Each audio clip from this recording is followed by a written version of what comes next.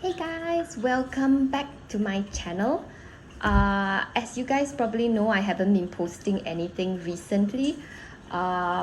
This is a video that I kind of agreed to do quite some time back, so I'm finally getting around to doing it. Yeah, this is the latest in the Can You Guess Which Is Real and Which Is Fake series. So let's get on with that.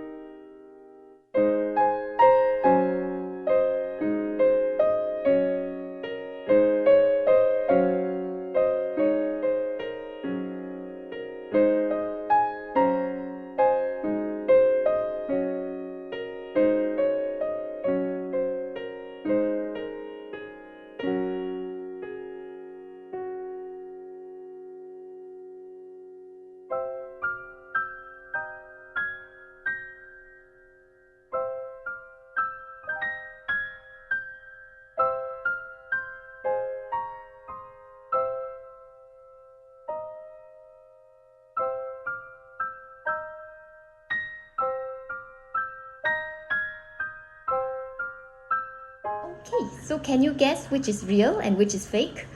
If any of you have seen the previous video, you probably already know which is real and which is fake. But for those of you who are new here, the real one is the white one and the fake one is the gray one. So in the last video, I did another Lady Dior mini fake versus real comparison. So this is actually the second one in the Lady Dior mini bag series. They didn't have white in this case. I think they ran out, so I took the gray instead. Comparison wise to the previous video's fake, I would say that this one over here is actually a lot better. The biggest improvement definitely is in the interior of the bag. The truth is, between these two, the real versus the fake, exterior wise in terms of the leather and interior wise in terms of the workmanship, they are actually on equal terms. Yeah, there isn't a lot of differences to point out, to be frank, which is amazing. But there is one area which I think perhaps all the Lady Dior fakes have not managed to fully replicate, because I also had the same issue in the previous Lady Dior fake by the other brand, but that one had a lot of other issues as well. For this current fake one, this is the only issue that I find. So if you look at the Lady Dior tag, as I mentioned previously, the real one is very, very tight. It's actually really hard to shift around.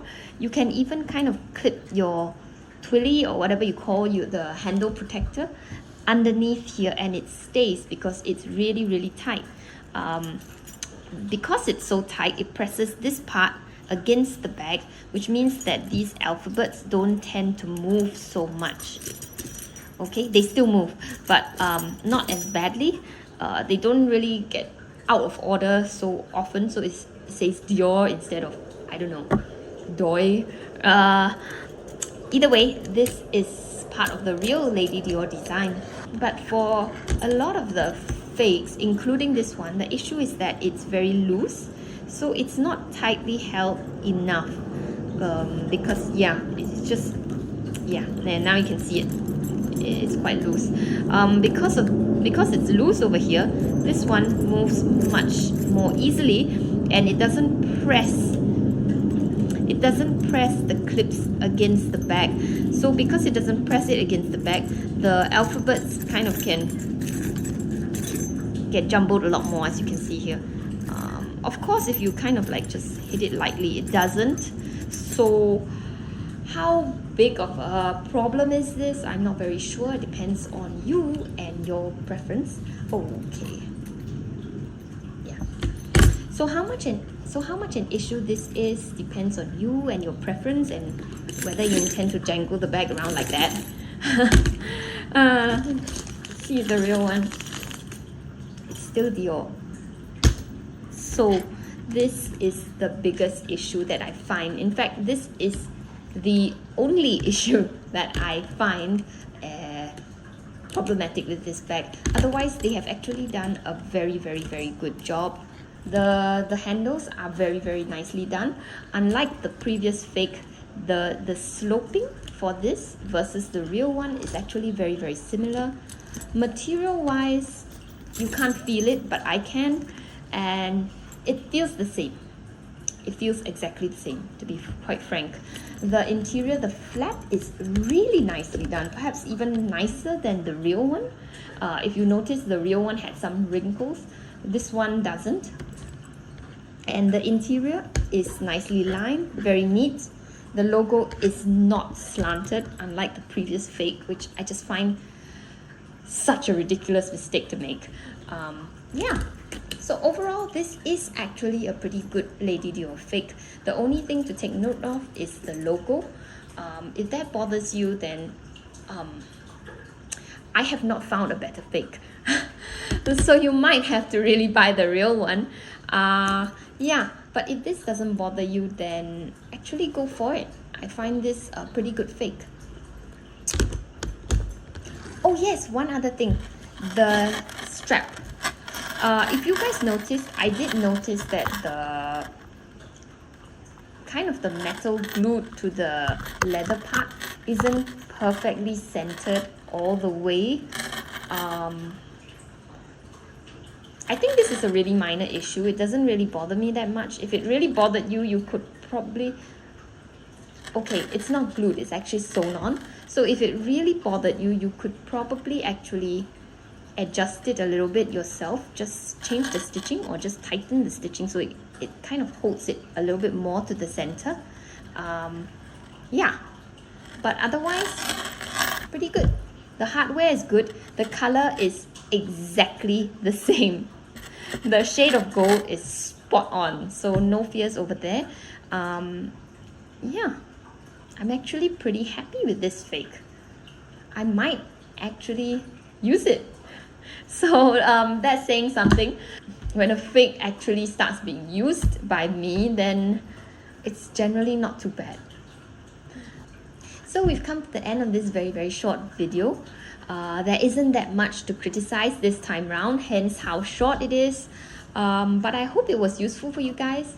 If you are keen to get the bag, the link to purchase is in the description below. If you have any questions, you can leave it in the comments below. And it's been really nice running this channel. You guys may not see another video from me for a pretty long time. Yeah, thanks. Even though it literally was like $20 from Chinatown. Basically, the first thing that a lot of people talk about, and honestly, I guess I can kind of tell or can't tell, but clearly the print on the real one is a lot more like clear. It's just a lot more defined, I feel like, on the real one versus like the fake one. It's kind of like a different shade of the green, like slightly. Like I feel like since I have really good lighting, you guys can tell. But obviously if you're just on the streets, it's kind of hard to tell. But putting the two and two together, this fake one definitely looks like a lot darker and not like as bright as the real one.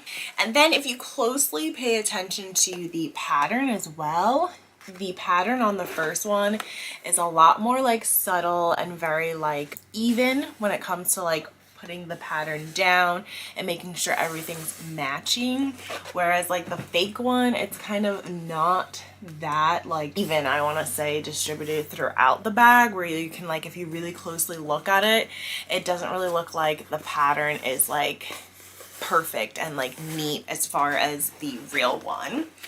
Then another big difference that you can probably tell is the handles. So as you can see, maybe I should put this one in front of it, but these are at the exact same height, and you can tell that the fake handle is slightly longer than the real one. So that's like a big difference, I feel like, that you can definitely see when wanting to know if it's like a fake one or a real one.